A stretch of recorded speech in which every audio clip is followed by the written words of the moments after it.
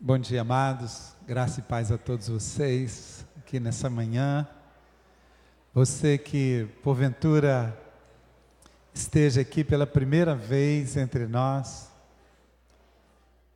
nossa oração é que essa manhã seja uma manhã marcante para a sua vida, você seja muito abençoado aqui entre nós, como temos tido a graça de sermos. As crianças saíram agora e elas, até 9 anos, elas estão fazendo uma celebração à parte delas.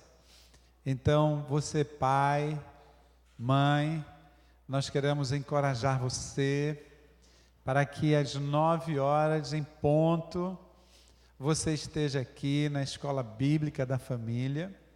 Nós temos cursos para todas as faixas etárias. Então, é parte das atividades da nossa congregação semanal, às 9 horas da manhã, nós estamos focados em estudarmos a palavra.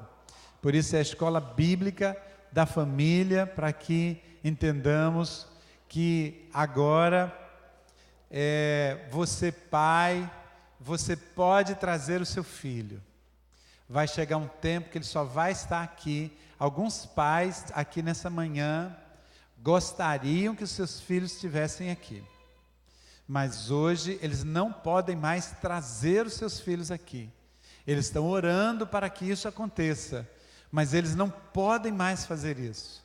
Mas você, pai, mãe, que tem o seu filho pequeno, ainda pode trazê-lo e deve fazer isso. Eu sei que é um investimento, que todo investimento tem um custo, mas a recompensa, ela é extraordinária. Então, queridos, 9 horas da manhã, Escola Bíblica da Família, inclusive para as crianças. Eu estou dizendo para os pais que têm os seus filhos aí a partir de 9 anos, aqui na celebração, deixa essa turma se reunir, se juntar, provavelmente lá na galeria, ou onde quer que eles desejem estar. Olha aí, olha a galera da galeria aí. Ter esse tempo em que eles vão estar juntos, e eles vão aprimorar a comunhão entre eles, não é? E vão ter desdobramentos. São coisas simples, mas que quando a gente faz, ao longo do tempo, nós temos um resultado eterno, eterno. Essa semana eu fui muito abençoado, porque já era muito tarde aqui, era um dia que dificilmente eu estou aqui, eu nunca estou aqui naquele horário, e eu estava saindo com um casal, e então o telefone tocou, e eu disse, eu não vou atender, porque essa hora não tem mais sentido, já era muito depois, mas algo disse, vá lá e atenda. E quando eu atendi aquele telefone, aquele telefonema, era uma pessoa muito querida, que eu tive o privilégio de fazer o seu casamento, e falei dela, Xanina, na última reunião nossa do GKids, que é o Ministério das Crianças, e disse o quanto Xanina foi importante na vida do Pedro e do Samuel, porque Pedro e Samuel era toda a escola, era todo o GKids quando nós iniciamos o trabalho lá no Leme. Eles eram, todo o GKids eram os nossos 2 filhos, e ela dedicava a sua vida ali naquelas manhãs aos nossos 2 filhos, e Pedro e Samuel estão hoje caminhando firmes no Senhor. E era a Xanina que ligou da Argentina, ela está juntamente com Alexandre pastoreando na cidade onde eu os casei. Então foi assim um reencontro, ainda que à distância, extraordinário. Estou lembrando isso apenas para dizer que existem também outras pessoas aqui que querem investir assim no seu filho, na sua filha, e junto com você nós vamos ter grande êxito. Amém, queridos? Nós estamos aprendendo a falar, ao invés de dizer as crianças, nós falamos nossos filhos. Nós precisamos investir nos nossos filhos. Queridos, oportunidade é uma coisa que quando chega a gente não deve perder. se é oportunidade. Nós vamos ter nesse final de semana uma oportunidade rara aqui em Salvador. É algo que, assim, o Senhor moveu para ter essa conferência, Todos os Povos Te Louvem. Alguns pouquíssimos irmãos da nossa congregação já puderam ir a outro estado para participar dela, mas ela vai acontecer neste final de semana, na sexta-feira à noite, dia 24, e no sábado pela manhã, tarde e noite, na Igreja Batista Metropolitana. Nós vamos ter aqui hoje, aqui entre nós, naquele final de semana, a maior autoridade hoje em missões que nós temos, um homem de Deus chamado Ronaldo Lidório, um homem que foi para a África para conviver com uma tribo, aprender a língua deles, depois escrever a gramática, a sintaxe daquela língua e depois ensinar para eles e deixar ali porções enormes das Escrituras. Deus tem usado Ronaldo Lidório de uma maneira marcante. E Deus tem dado uma visão para todos os povos te louvem, que é uma mobilização da igreja para missões, em que se alinha pastores, músicos e empresários. Inclusive, um dos temas que vai ser abordado lá é empreendedorismo cristão, além de esporte nas escolas do sertão, minha igreja na grande comissão, abuso sexual infantil, os irmãos que trabalham em escolas, pequenos grupos nas universidades do Nordeste, plantação de igrejas no sertão e o DNA, minha igreja na grande comissão. É um investimento de R$40, que é um valor que será revertido para a causa missionária, porque no início do ano, caravanas vão seguir para o sertão, no projeto Avança Sertão, que vai ser também trabalhado lá nesse final de semana na IBAM. Nós vamos ter participação de músicos de expressão nacional, como Paulo Baruch, o Marcos Almeida, Marcela Thaís, Andréia Vargas. Vamos viver realmente um tempo muito especial e eu gostaria de ver você lá, né? É uma das últimas atividades desse ano, grande assim, e é uma grande oportunidade que o Senhor nos tem concedido. Eu quero só destacar ainda que no dia 2 de dezembro nós vamos ter no Doron, lá onde Jacemã, a igreja se reúne, o último encontrão de jovens deste ano. Então essa galera precisa estar, os nossos índios precisam estar lá participando, né? Vamos viver um tempo maravilhoso. Então, olha, são cerca de 300 ou mais jovens que têm se reunido. Irmãos, tem sido algo extraordinário. Esse encontro acontece a cada 2 meses, em média, e é algo extraordinário nós vermos o Espírito Santo se movendo no meio e através dessa galera, tá certo? Então, a igreja deve estar já se preparando, sua igreja caseira, para essa turma toda, às 5 horas da tarde, e o pessoal vai fazendo aí os comboios e vai se virando, mas eu sei que vocês chegam lá, né? Doron não está assim tão distante. Queridos, nós vamos prosseguir, nós estamos tendo, hoje eu peguei pelo menos um pedacinho, pude estar ali, hoje Eli ministrando, e fiquei tão feliz vendo uma classe tão bonita que está participando do curso.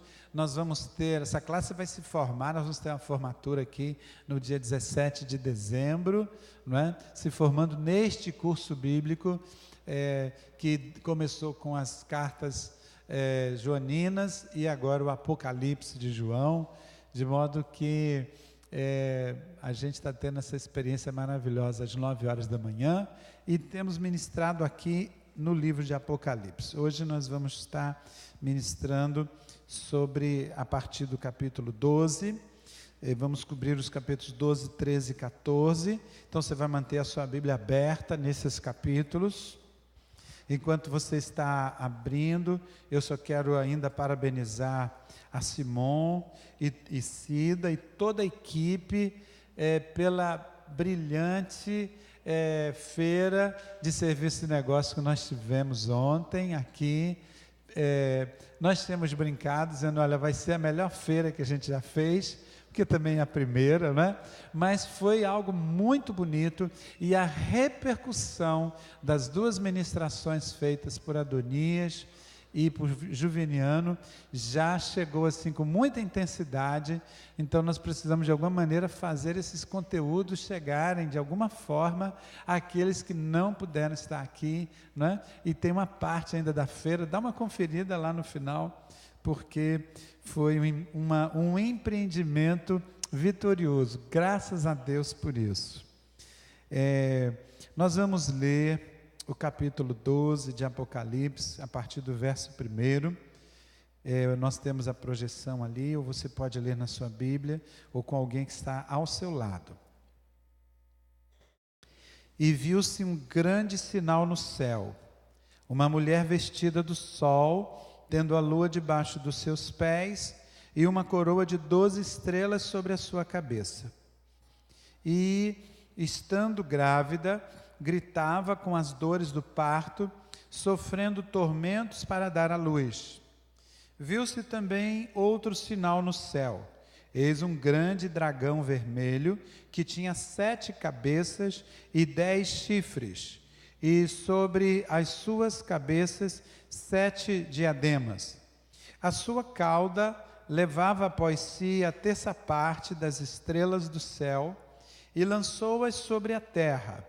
E o dragão parou diante da mulher que estava para dar à luz, para que, dando ela à luz, lhe devorasse o filho. E deu à luz um filho, um varão, que há de reger todas as nações com vara de ferro, e o seu filho foi arrebatado para Deus e para o seu trono. E a mulher fugiu para o deserto, onde já tinha lugar preparado por Deus, para que ali fosse alimentada durante 1260 dias. Então houve guerra no céu. Miguel e os seus anjos batalhavam contra o dragão, e o dragão e os seus anjos batalhavam, mas não prevaleceram, nem mais o seu lugar se achou no céu.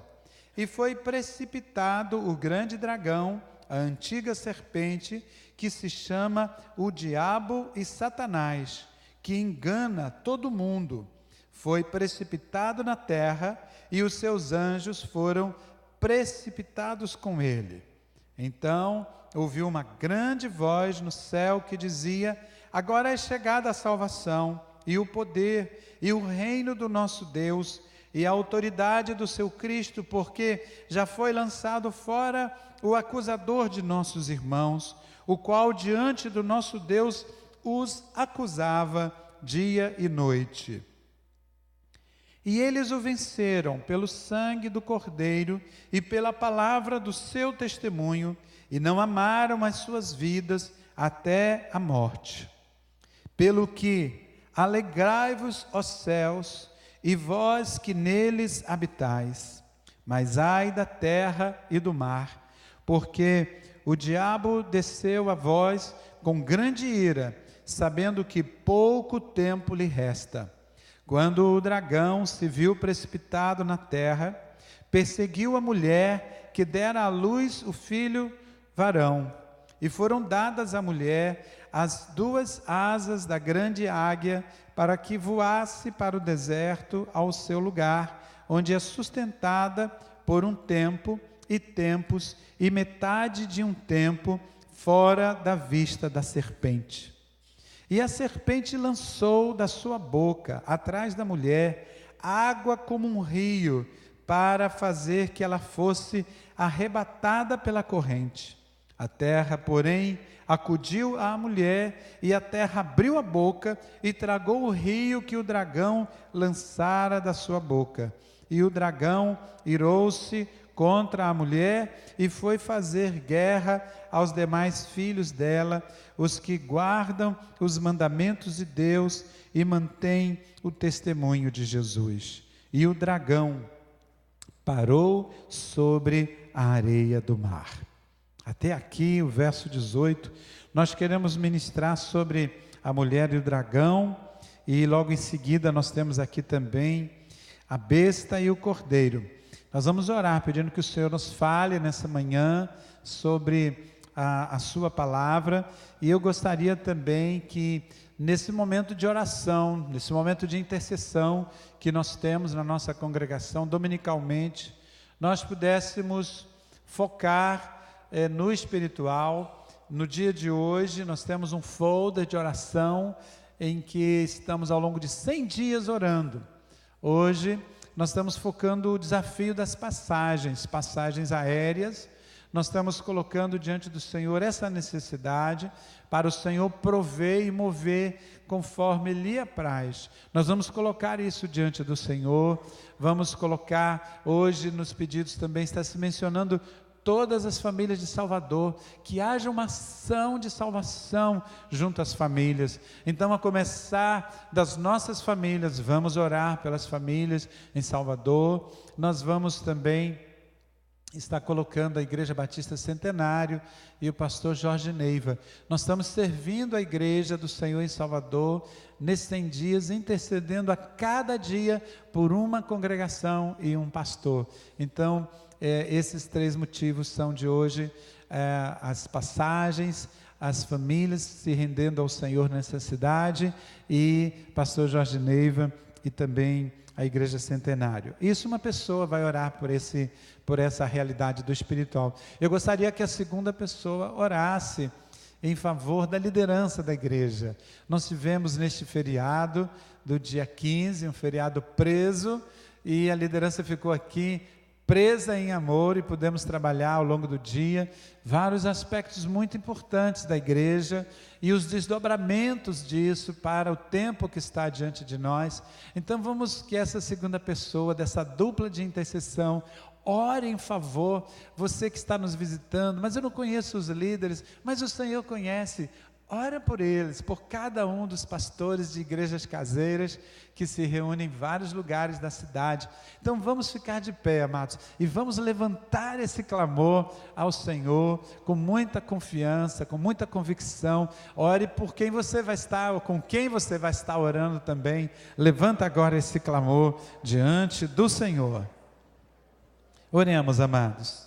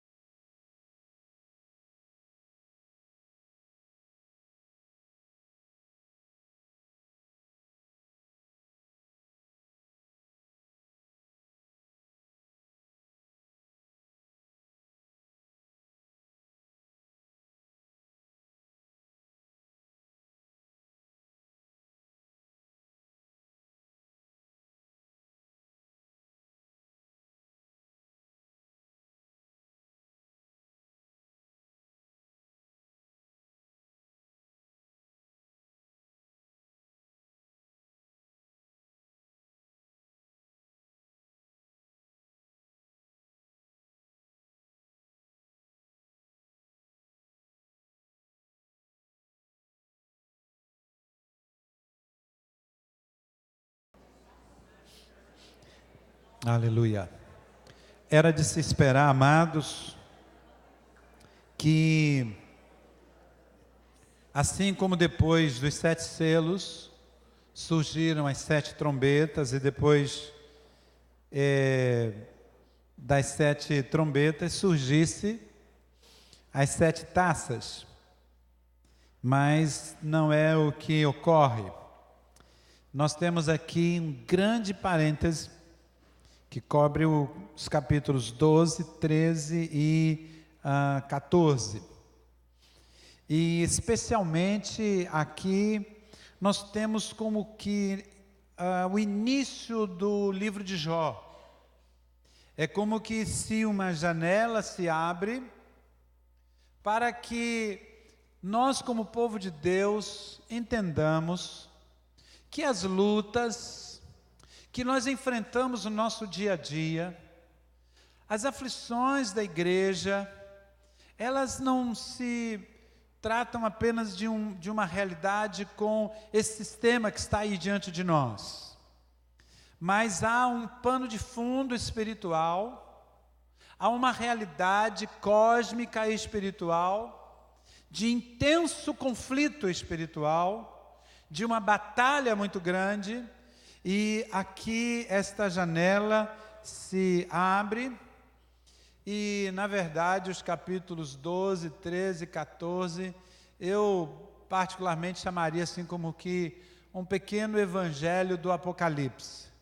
No sentido de que aqui está desde o nascimento de Jesus até o seu retorno em glória. Está tudo aqui nesses 3 capítulos. E há personagens importantíssimos aqui. A primeira delas é a mulher vestida de sol, tendo a lua debaixo dos seus pés e uma coroa de 12 estrelas sobre a sua cabeça. Há uma compreensão de que aqui esta mulher, ela simboliza a igreja. Eu particularmente creio que até um determinado momento ela está diretamente representando a Maria, mãe de Jesus, no que diz respeito aos detalhes que são colocados, como no verso 5, diz que deu à luz um filho, um varão, que há de reger todas as nações com vara de ferro. Sabemos que é Jesus. E não se fala do ministério de Jesus em detalhes, e então já se vai para o final, para a ascensão de Jesus, e o seu filho foi arrebatado para Deus e para o seu trono. Sabemos que Jesus subiu aos céus, está sentado à direita do Pai e por nós intercede. Então a única pessoa que pode ter gerado é Maria. Então eu entendo que neste primeiro momento esta mulher se refere a Maria como uma figura que vai sim se manifestar plenamente na vida da igreja, porque depois desse arrebatamento, desse subir do filho, vai haver perseguição contra essa mulher. E esta mulher, lá no verso 17, diz que o dragão irou-se contra a mulher e foi fazer guerra aos demais filhos dela. Então os demais filhos dela são os irmãos de Jesus. Isso, e a igreja. E esses filhos são os que guardam os mandamentos de Deus e mantêm o testemunho de Jesus. Então, todo litígio que acontece com o filho, esse litígio vai ser desdobrado aqui, agora vai também se manifestar com relação à igreja. E esse tempo em que isto acontece é descrito por várias vezes. Por exemplo, no verso 6, diz que para que ali fosse alimentada durante 1260 dias. Há muitas maneiras de aqui se falar sobre 3 anos e meio. Então, às vezes, 3 anos e meio são 3 dias e meio, 3 anos e meio, ou então são 1260 dias, que é a quantidade de dias de 3 anos e meio, ou então de uma forma mais simbólica ainda, quando se fala no verso 14, onde é sustentado por um tempo, equivalente a um ano, tempos, 2 anos, então 3 anos, e metade de um tempo, 3 anos e meio. Então, este tempo é o tempo realmente de tribulação. Este é o período, está muito conectado com Daniel. Em outra ocasião a gente volta e considera mais sobre isso. Nós estamos vivendo a última semana das 70 semanas de Daniel, e essa última semana ela tem este período, este intervalo de 3 dias e meio, 3 anos e meio, um tempo, 2 tempos e meio tempo, falando de um tempo do reino do anticristo. E aí, aqui há uma descrição também clara de Satanás, e a figura aqui é o dragão vermelho. Aqui não há dúvida, porque é uma identificação de quem é esse dragão vermelho.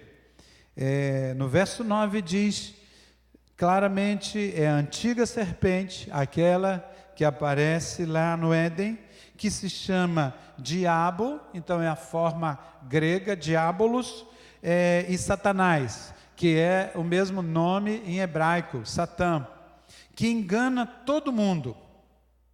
Então, essa descrição aqui a respeito de Satanás, nós vemos uma ação na qual ele está em conjunto com 1/3 das estrelas do céu. E estrelas do céu, de um modo geral, em Apocalipse, quando se apresentam, são anjos. Então, nós temos aqui uma realidade angelical, capitaneada por este dragão vermelho. Esse dragão, uma vez abatido, há um conflito, ele é lançado de uma posição que ele tem do céu, e quando isto acontece, a terra passa a ser mirada por Satanás. Esta queda inicial nós podemos falar de quedas de Satanás. Essa queda inicial, alguns compreendem que está já presente no primeiro verso da Bíblia, lá em Gênesis, no capítulo 1. Alguns compreendem que este verso, indiretamente, quando diz: no princípio criou Deus os céus e a terra. Então, no verso 2, quando diz: a terra era sem forma e vazia. E depois fala: e havia trevas sobre a face do abismo, mas o Espírito de Deus pairava sobre a face das águas. Essa rebelião, em algum momento antes da criação, houve esta rebelião, houve esta cisão. E a luta que eu e você enfrentamos na segunda, na terça, na quarta-feira, segundo as Escrituras, está conectada com esta realidade espiritual de queda e de conflito.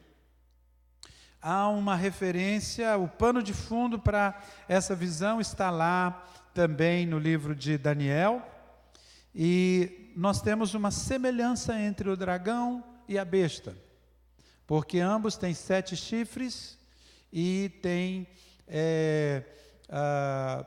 são, na verdade, se referem, são 7 cabeças e 10 chifres. Então, nós temos aqui a besta espiritual, que é o dragão vermelho, e nós temos a manifestação humana. Nós temos a manifestação visível desta entidade angelical decaída, que vai ser descrita depois no capítulo 13 como a besta que se vê sobre a terra. Ela traz a mesma semelhança. Quando se fala sobre isso, estes números de 7 cabeças e 10 chifres, isso fala de muito poder. Isso fala de um ser que concentra muito poder, que tem em si muito poder. Em Daniel, nós temos 4 bestas. Aqui, apenas uma e uma segunda que vamos ver como auxiliar. Então, Apocalipse está apontando para uma realidade de intensa manifestação do poder do mal. E há formas distintas de se abordar o Apocalipse. Alguns são chamados como preteristas. Os preteristas são aqueles que entendem que tudo de Apocalipse tem a ver com os fatos que aconteciam naquele tempo no qual o Apocalipse foi escrito. E há realmente ligações diretas entre o que estava acontecendo naquele tempo, a opressão do Império Romano sobre a igreja.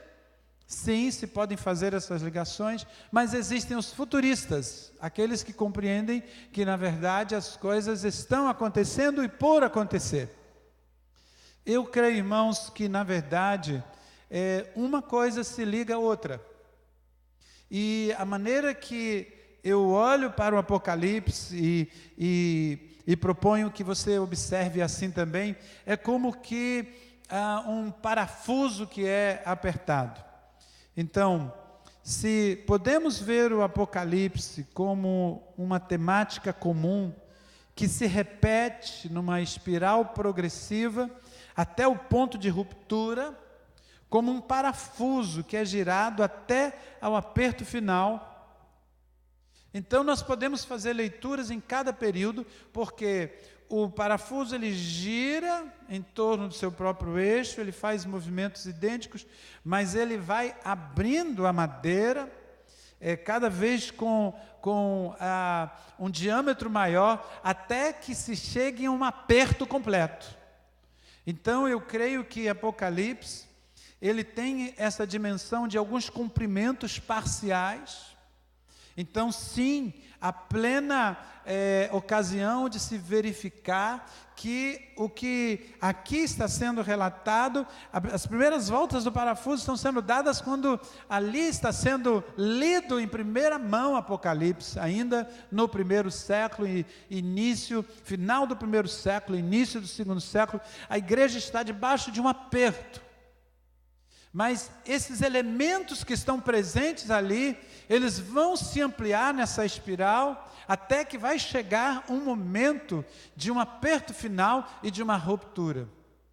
Nesse sentido, eu creio que vale muito a pena a igreja estar orando pela igreja na China e olhando para a China, que é a potência desse século.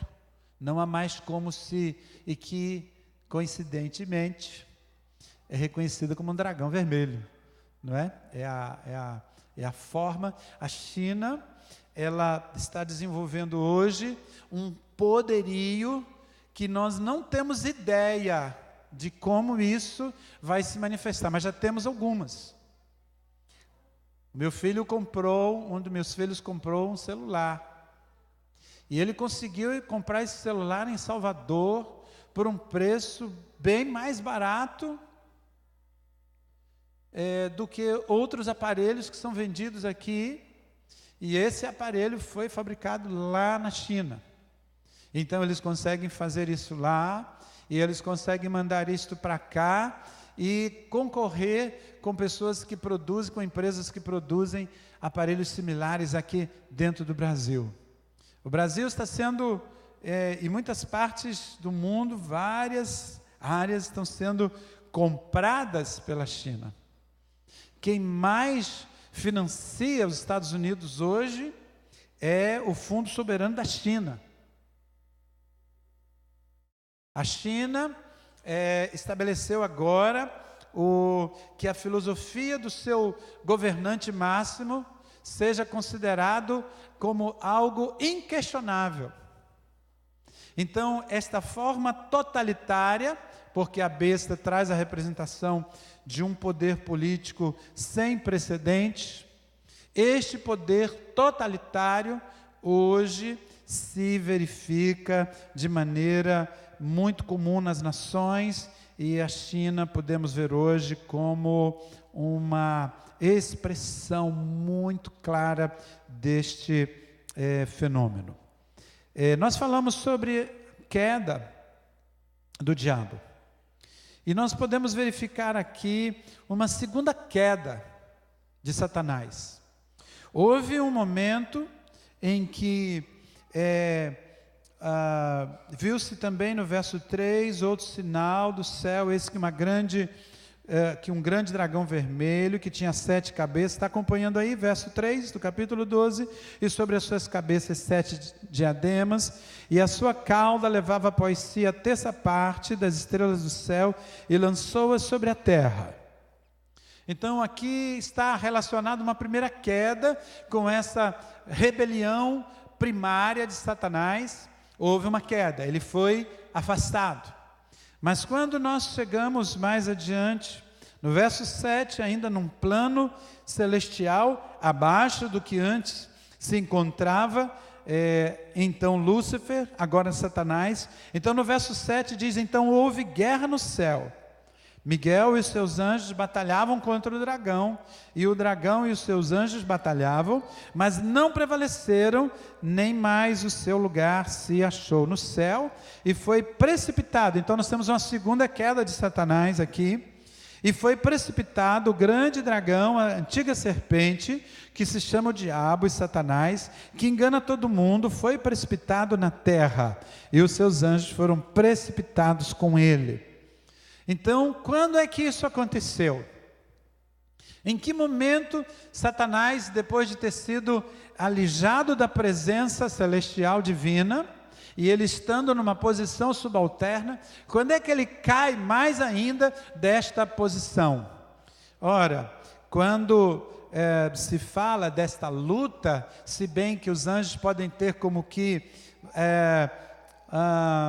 aqueles agentes da justiça que vão, depois que o juiz decreta, olha, vai lá e prenda, como essa semana nós vimos aqueles que comandam a Assembleia no Rio de Janeiro. Então as autoridades foram lá como que anjos e foram lá e prenderam aqueles homens. Mas quem define isso é alguém numa posição superior. E quem definiu essa queda foi os feitos de Jesus na cruz.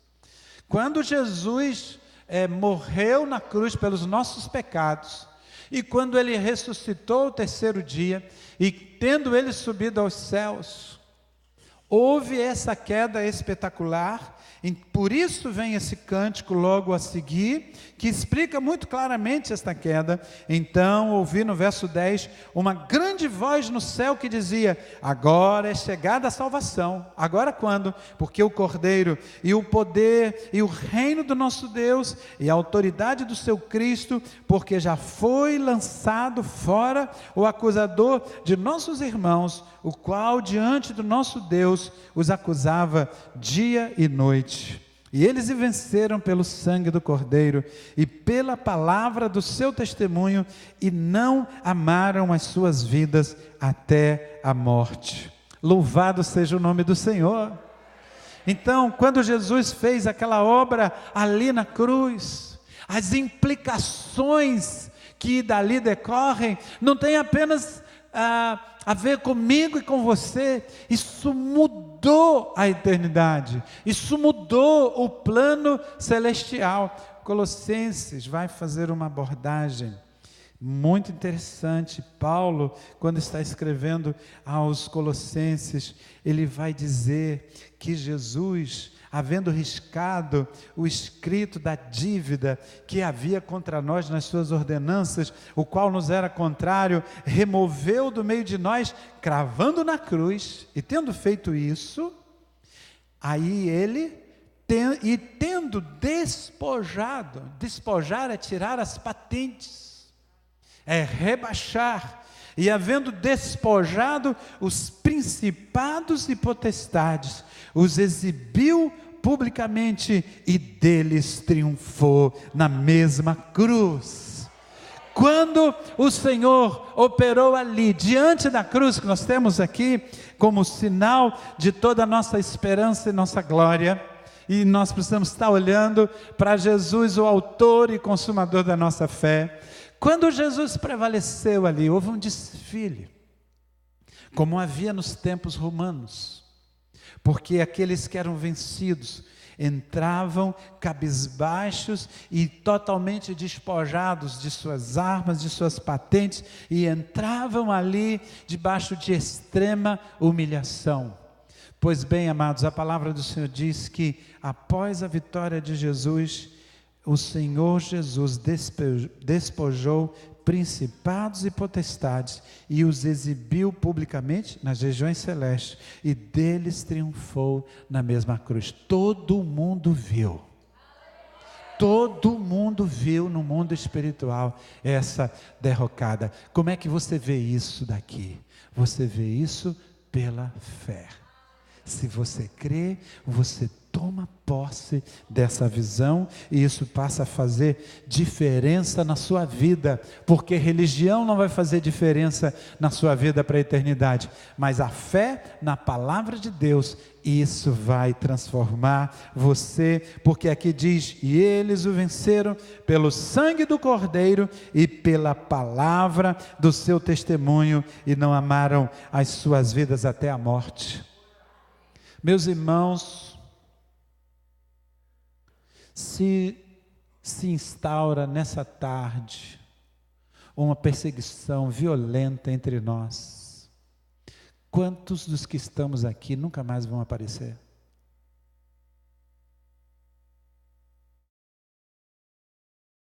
Quantas pessoas que estão frequentando os templos dominicalmente, e são isso, são aquilo, mas não vão ser fiéis, não vão permanecer. Mas o Senhor fala dos que venceram pelo sangue do Cordeiro e pela palavra do seu testemunho, e não amaram as suas vidas até a morte. Você, meu irmão, minha irmã, já está preparado para morrer por Jesus?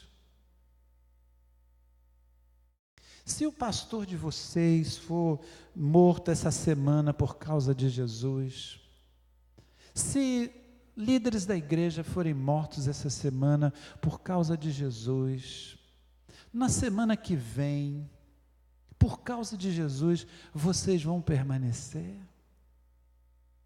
Vocês já pararam para perceber que Apocalipse nos mostra como as coisas vão ser para que a gente seja como a gente deve ser? E que quem ficar no meio de campo aí, brincando de ser crente, vai ser carregado, vai ser levado. Mas eu sou filho de crente, isso não vai valer absolutamente nada. O que vai valer é que eles venceram pelo sangue do Cordeiro e pela palavra do seu testemunho, e não amaram as suas vidas até a morte. É para a gente ficar triste? Não. Pelo que alegrai-vos os céus, e vós que nele habitai. Nós somos chamados a uma atitude de esperança, de alegria. Jesus, quando enviou, e nós estamos na casa de paz, enquanto as pessoas estavam indo, os discípulos de 2 em 2, eles voltaram eufóricos, dizendo: os demônios se nos submetem, e nós vimos sinais e prodígios, pessoas foram curadas, e Jesus disse assim: eu via Satanás caindo como um raio. Satanás vem caindo, e o texto diz que ele sabe que ele tem pouco tempo. E aí então nós entramos numa visibilidade. Uma das maiores armas que o inimigo pode ter é o anonimato. Se você tiver um inimigo que você não sabe quem é, que você não conhece, que você não vê, esse é um grande inimigo. E quando você começa a perceber a rudeza, a coisa cruenta, a forma tão deslavada com que Satanás está se manifestando nesses dias, você precisa entender que isso é parte da sua derrota, que ele tem que se dar a conhecer, e que as pessoas então vão ter muita clareza sobre o que está acontecendo. embora o espírito de engano continuará operando. E então vem o capítulo 13, e então diz: então vi subir do mar uma besta, que tinha 10 chifres e 7 cabeças, assim como o dragão vermelho, e sobre as suas cabeças nomes de blasfêmia. Muita afirmação de blasfêmia. Nós estamos vivendo um tempo sem precedente de blasfêmia sobre a terra, sobre o nome e a pessoa de Jesus e o seu corpo, que é a igreja. E a descrição do verso 2, de como era essa besta, é exatamente o que nós temos lá em Daniel. Então, a aparência dessa besta é igual à primeira besta de Daniel, das 4, e a força e o revestimento, os chifres e as cabeças são como a quarta besta que está lá. Ou seja, essa besta, ela tem tudo que está lá de Daniel nela. Então nós estamos diante de um ser muito poderoso. A besta naquele momento pode ser identificada como o Império Romano. E e os imperadores, esses chifres podem estar indicando imperadores que estavam se sucedendo. Inclusive, nós temos uma descrição no verso 3, que uma de suas cabeças, ele viu que fora ferida de morte, mas a sua ferida mortal foi curada. Então toda a terra se maravilhou, seguindo a besta. Então aqui há uma possibilidade muito grande de se referir a essas 7 cabeças, a 7 imperadores que se sucederam. Nero, no ano 68, ele se suicidou. Nero foi aquele maluco, aquele louco, que pôs fogo em Roma e disse que tinha sido nós os cristãos. E ele trouxe uma perseguição ainda não conhecida até então para com a igreja.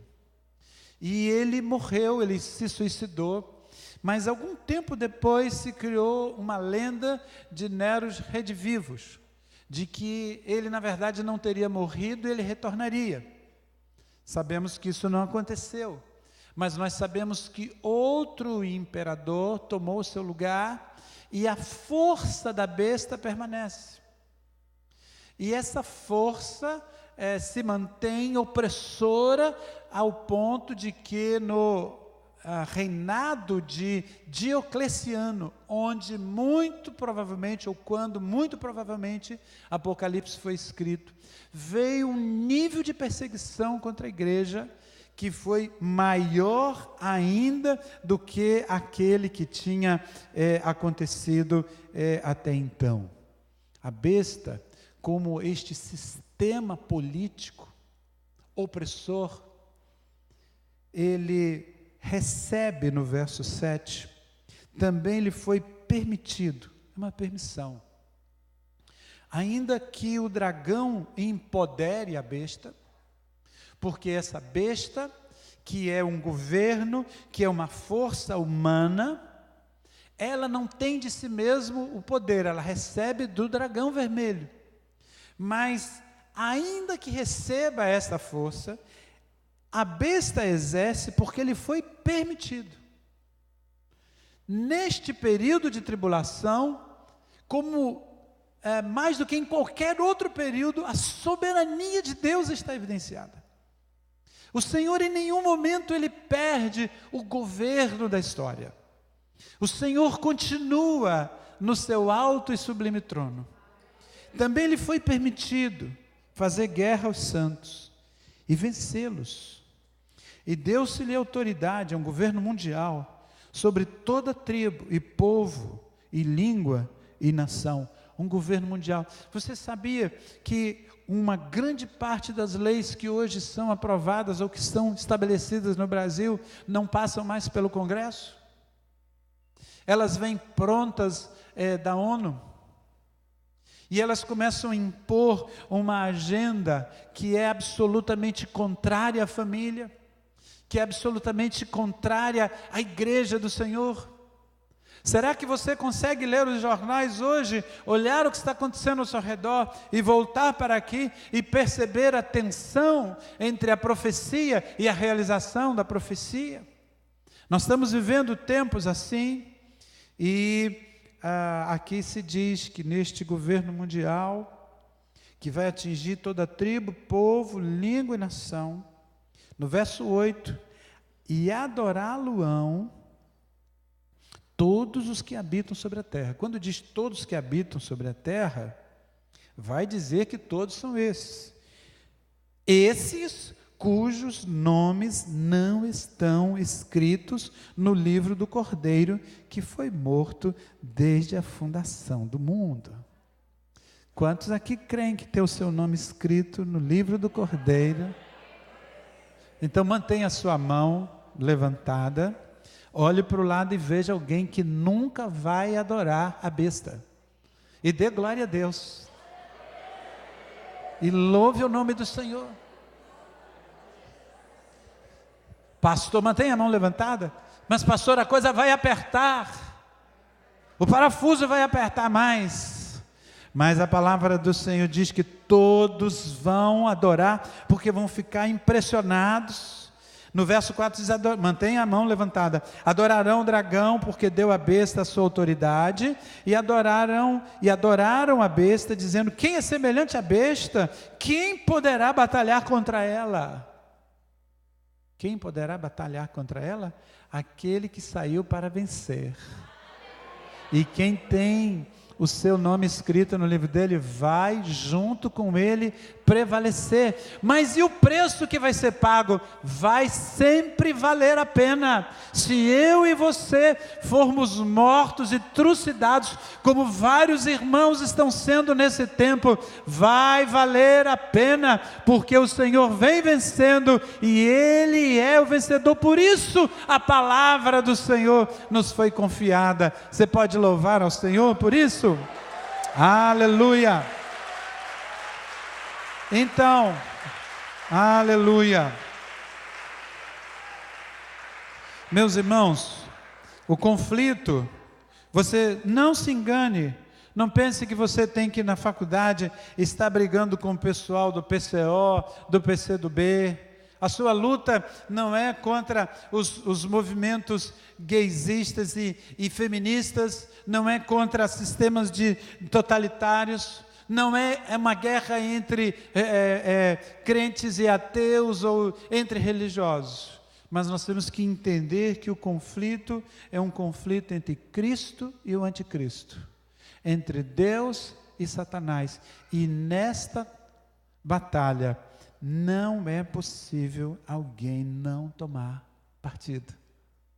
Se você está aqui nessa manhã e você ainda não tomou partido, na verdade eu preciso lhe dizer isso, você está no partido do anticristo. E sobre a sua vida permanece a ira de Deus. Não sou eu que digo isso, é a palavra do Senhor. As pessoas que não se converteram ao Cristo de Deus estão sobre a ira de Deus e debaixo do governo do anticristo. No capítulo 13, a partir do verso 11, nós temos uma segunda besta, que tinha 2 chifres, semelhantes aos de um cordeiro. O problema é que falava como um dragão. Essa vem da terra. Não há maiores significados aqui de uma ter vindo do mar e outra ter vindo da terra. Jó fala de 2 seres portentosos, o behemonte que vem da terra e a serpente que vem do mar. Significa as forças que se opõem em toda a terra contra Deus. E aqui, essa segunda besta, que a partir de aqui vai ser reconhecida como o falso profeta, assim como a besta representa o sistema político opressor, Aqui a segunda besta não é concorrente da primeira besta, não substitui a primeira besta, mas ela serve a primeira besta. Ela trabalha em favor da primeira besta, é um sistema religioso falso, que até tem aparência voltada a Cristo, porque tem 2 chifres que são semelhantes a de cordeiro, mas é só abrir a boca, é dragão. É um espírito de engano. É uma religião, quando se tem alguém que fica desesperado quando se fala em acabar com a religião no mundo, é o diabo. Ele fica desesperado. Por favor, não façam isso, porque se acabar com a religião, eu vou ter problemas. Eu preciso da religião, mas uma religião que tenha aparência correta, mas que tenha um pronunciamento de miséria. Também exercia, no verso 12, acompanha aí, toda a autoridade da primeira besta na sua presença, fazia que a terra e os que nela habitassem adorassem a primeira besta, esse era o propósito, cuja ferida mortal fora curada, e operava grandes sinais, de maneira que fazia até descer fogo do céu à terra à vista dos homens. E por meio dos sinais que lhe foi permitido fazer na presença da besta, enganava os que habitavam sobre a terra e lhes dizia que fizessem uma imagem à besta que recebera a ferida da espada e vivia. Então, se tem alguém aqui nessa manhã, se você conhece alguém por aí que está doidinho correndo atrás de sinais, mande ele ficar esperto. Mande ele ficar ligado, porque o sinal não é uma definição de que necessariamente seja de Deus. Onde tem o povo de Deus tem que ter sinal. Onde o povo de Deus impõe a mão, onde o povo de Deus profetiza, precisa haver sinal.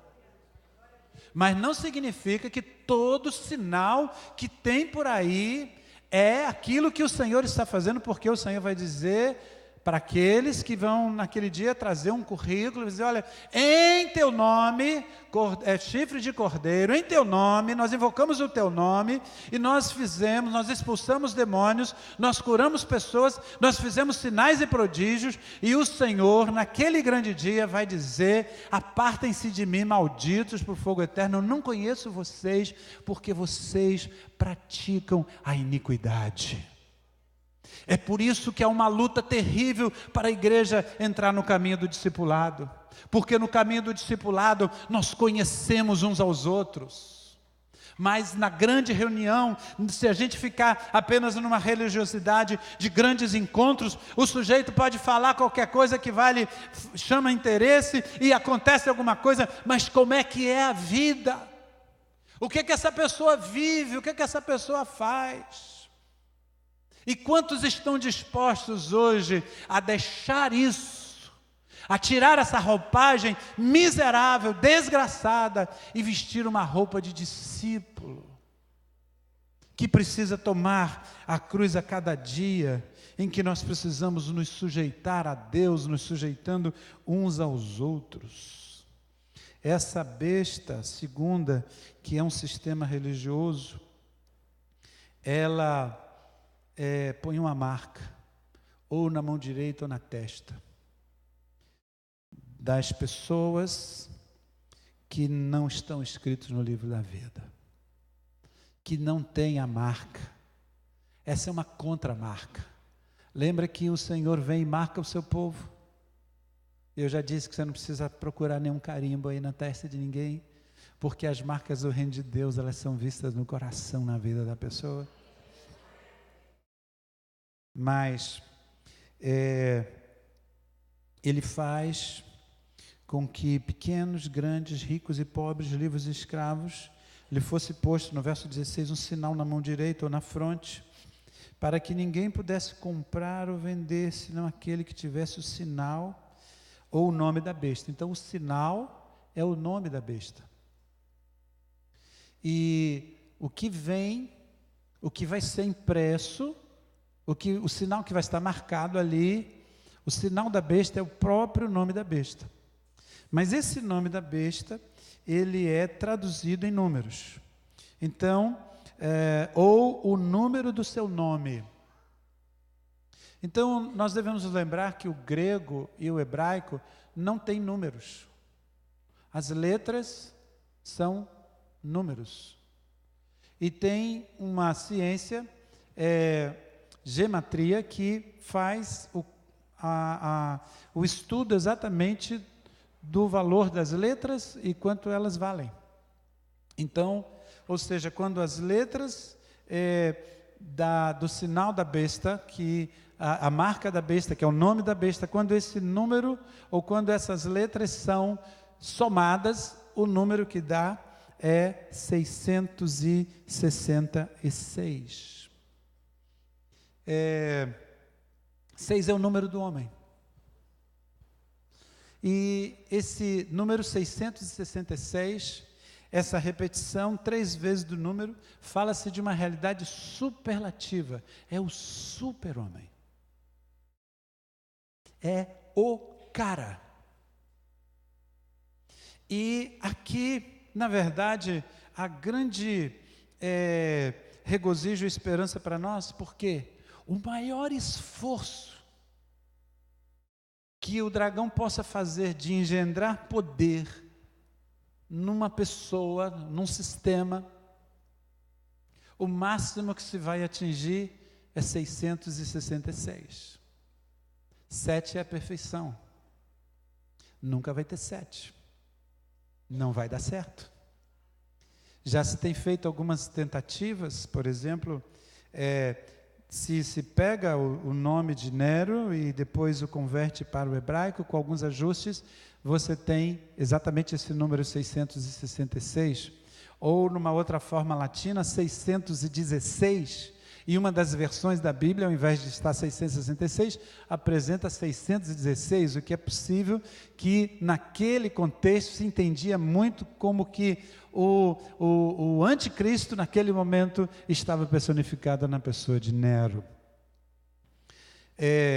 Alguém fez um estudo com Hitler e se adota A é igual a 100, B é igual a 101 e por aí adiante, quando você forma e soma, dá exatamente, pelas letras de Hitler, dá 666. Então, há muitas possibilidades, muitos estudos sobre isso. Então, não se sabe com clareza, mas isto, ao longo do tempo, cada vez mais vai ficar claro para a igreja. Mas uma coisa nós sabemos, o nome que é sobre todo nome, que é o nome de Jesus. E quando por este mesmo método se pega em hebraico e translitera para o grego Yeshua, e você tem a Yeshua no aramaico e Jesus para o grego, quando você faz a soma das letras do nome de Jesus, dá exatamente 888. Louvado seja o nome do Senhor. Vai ser goleada, muito maior do que o seu Corinthians, viu? Meu. A besta, no seu máximo, dá 666. Jesus, 7 é o número da perfeição. 8 quer dizer mais que perfeito. Jesus é mais do que perfeito. Ele é mais do que vencedor. Ele é mais do que vitorioso. Aleluia. Aleluia. Aleluia. E aí, depois de toda essa narrativa do conflito espiritual, há assim, que está por detrás da história e que vaza na história aqui no capítulo 13, já com a visibilidade da besta. No capítulo 14, nós temos o Cordeiro, e nós temos aqui visões de consolo e de encorajamento. Que coisa maravilhosa, irmãos. Apocalipse vai sempre mostrando, olha, a coisa vai apertar, mas ele para e diz, olha, mas aqui eu quero falar uma coisa para você. Tem isso aqui e eu vou estar com vocês. E eu vou trazer consolo para vocês.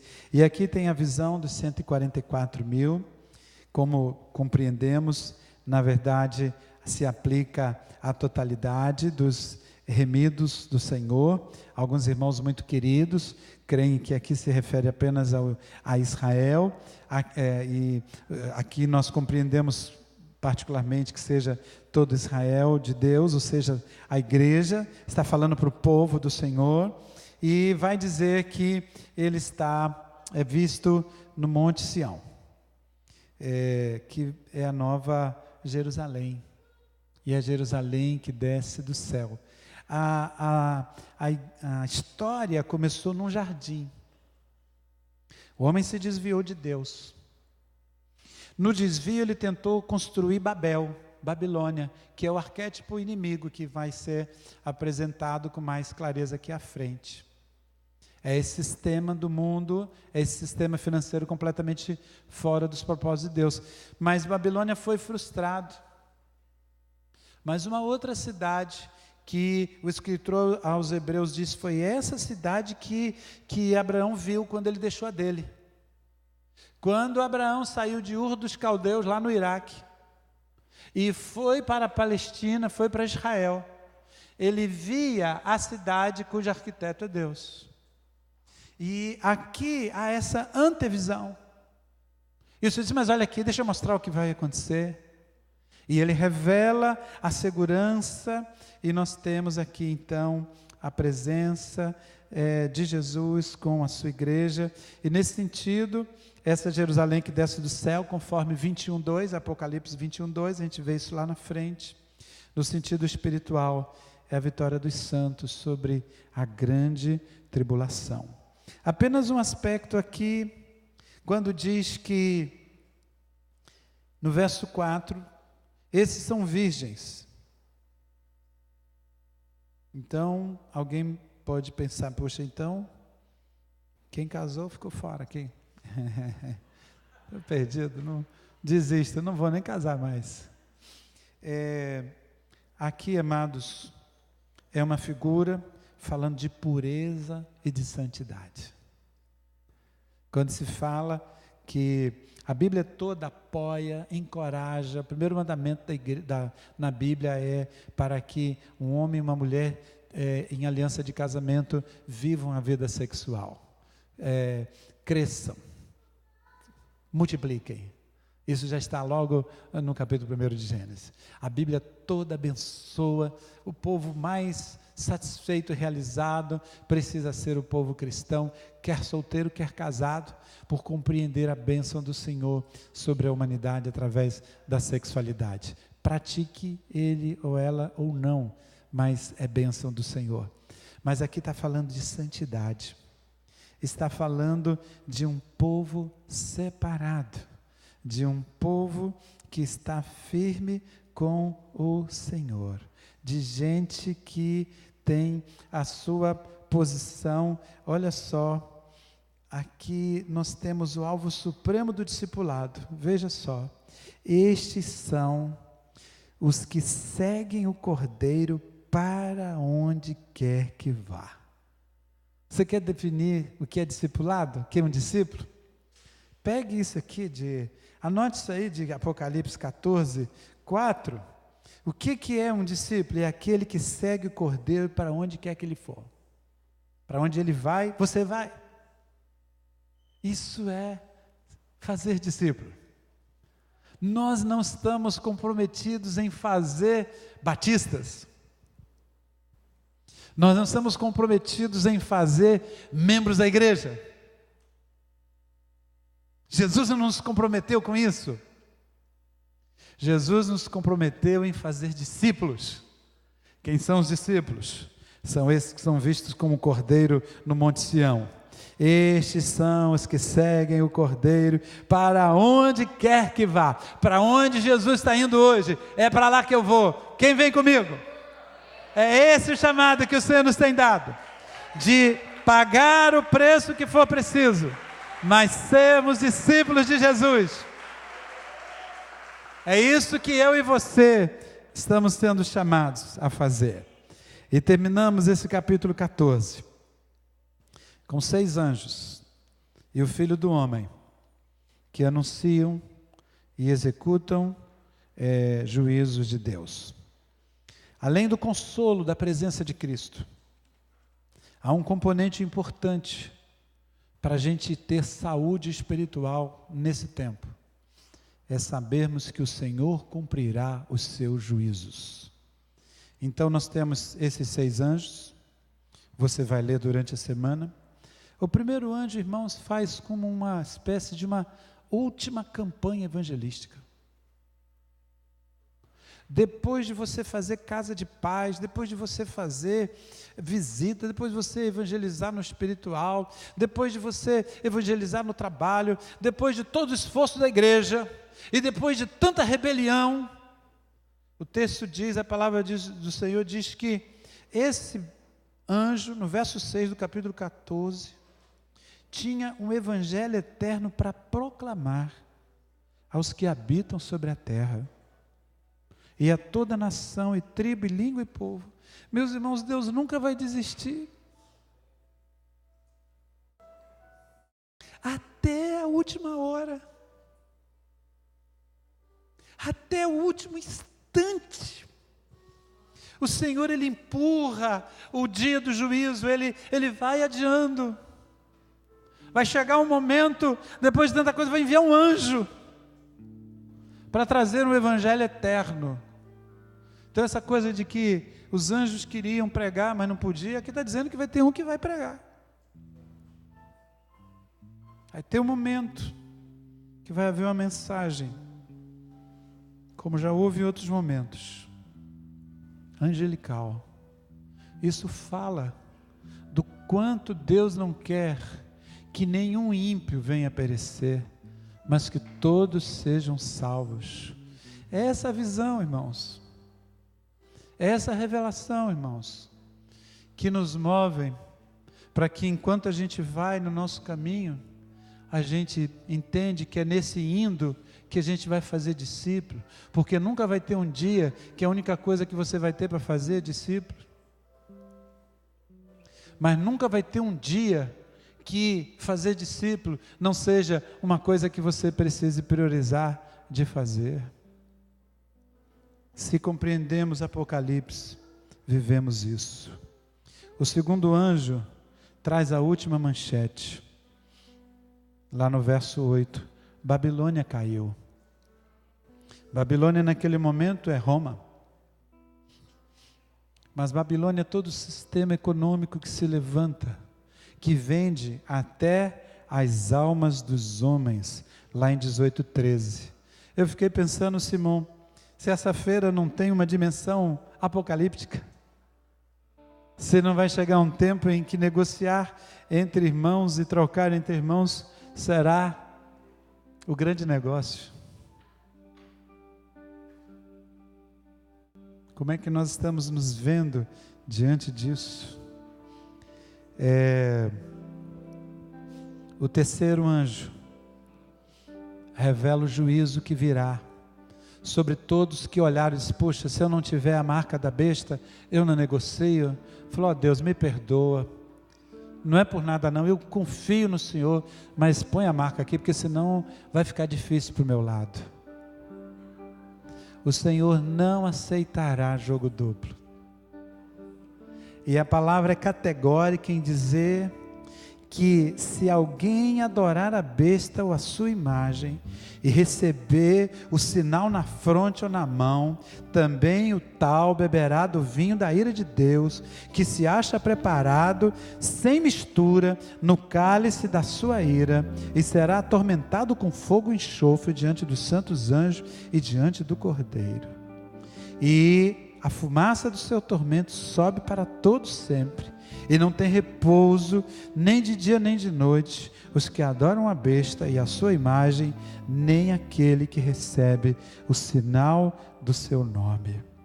E aqui, irmãos, um dos temas mais tremendos de Apocalipse, no verso 12: aqui está a perseverança dos santos, daqueles que guardam os mandamentos de Deus e a fé em Jesus. de que não fazem como Esaú, que trocou a bênção da primogenitura por um prato de lentilhas. Não se venda, não se venda. Não venda o seu corpo, não venda a sua integridade, não venda o seu caráter, não venda o seu presente, não venda o seu futuro, não venda a sua eternidade, porque tem alguém que quer, e esse alguém é Satanás. Porque o que ele não tem é tempo, e ele quer ter o teu para ele. Olha para as coisas que estão roubando o seu tempo. Você está pensando que o diabo vai entrar dentro da sua casa e vai dar um susto em você? E você... Pode até acontecer. Outro dia um filho caiu um negócio lá durante a madrugada e quebrou. E aí eu cheguei assim na porta do quarto, olhei e eu vi que ele tinha levantado, mas estava assim meio atordoado. Falei, não vou incomodar, fui lá limpar. E no outro dia esse filho chegou e falou, mãe, o inimigo me visitou essa noite. Era eu. O inimigo era o pai. O inimigo me visitou essa noite. Ele é muito mais sofisticado.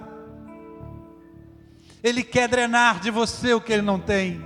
Ele quer comer, ele quer sugar de você o que ele não tem. Sabe o que o diabo não tem mais? É tempo. E o pouco que você tem, ele quer arrancar de você.